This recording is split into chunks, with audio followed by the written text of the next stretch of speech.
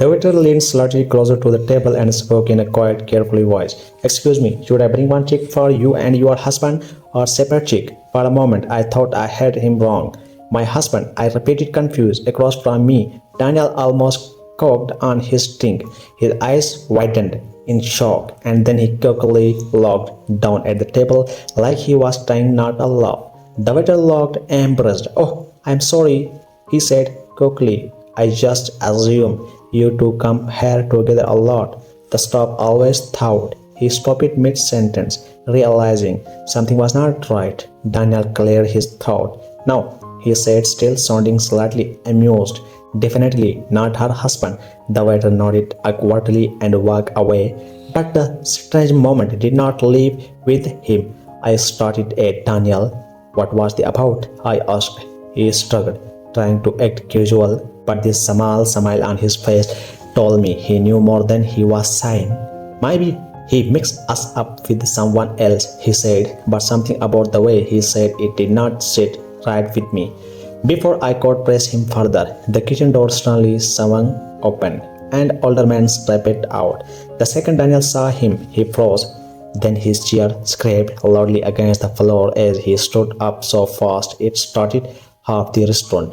"Dad," the word slipped out of him like it had been locked inside his chest for years.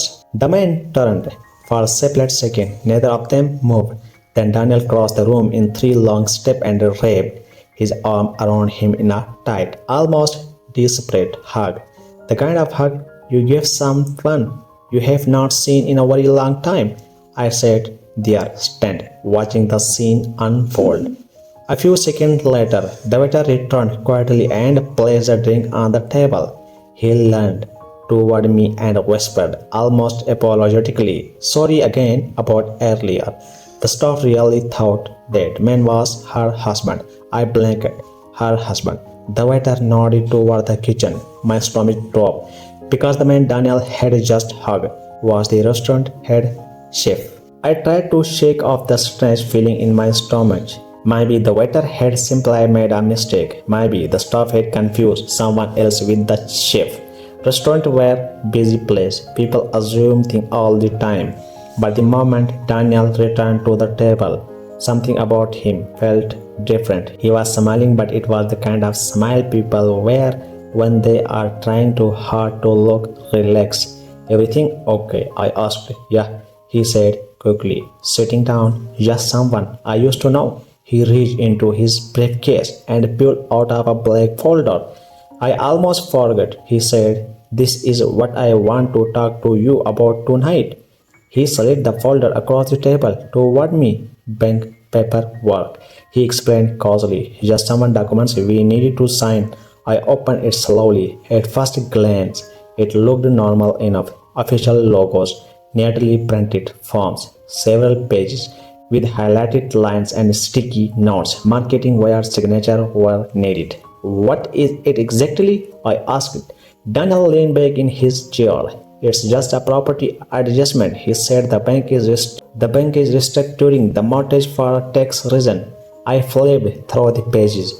There were legal terms everywhere: transfer agreement, ownership, percentage, financial language that most people would probably skim over. "Just sign where the tax or," Daniel added. "The bank already approved everything." Something about the way he said it made me pause. So instead of singing, I kept reading. That's when I noticed the line buried deep in the fine print. "A property transfer clause, not just adjusting ownership, transferring it completely from both of us to him." My chest tightened. Then I turned the next page, and that's when I saw the number $200,000 and investment account listed under our joint asset. But according to the document, once the property transfer was complete, the account would also move fully under Daniel's control. Slowly, I looked up at him. His expression had changed. The smile was gone. Now he looked calm, almost caught, like a man waiting for a deal to close. "Sign it," he said quietly. I did not move. The silence stretched between us. Then Daniel leaned forward slightly and said the words that made everything suddenly clear. "Once the transfer is done, He taped the folder.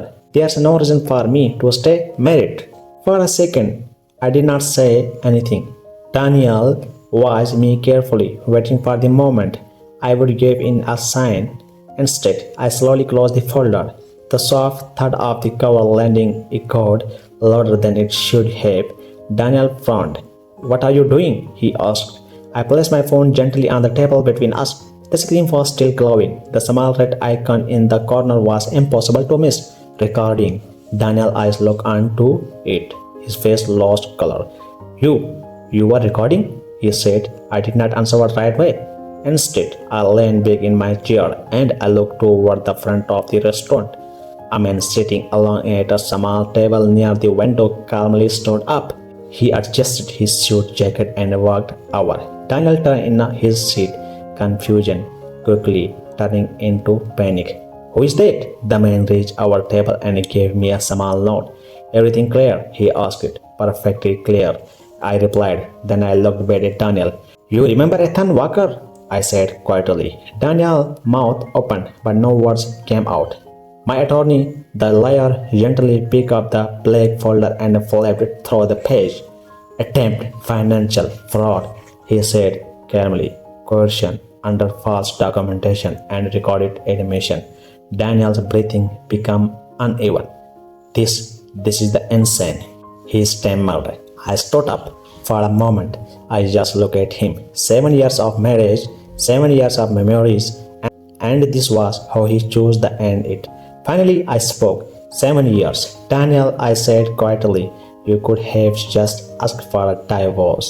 The restaurant was silent.